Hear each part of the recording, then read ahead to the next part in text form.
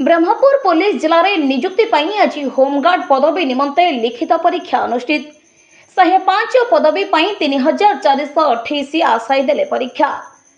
Brahmapur police जिले में home guard नियुक्ति निमंते आज लिखित परीक्षा अनुष्ठित हो जायछि। ब्रह्मपुर सहर केसी पब्लिक स्कूल, गोसाई नुआगां स्थित शिशु विद्या मंदिर, रोलांड कॉलेज, निष्ट कॉलेज, तक्षशिला विद्यालय, खेमुंडी कॉलेज, चिकिटी कॉलेज आदि मोट 8टी स्थान में 3428 जन आशायी परीक्षा देथिले।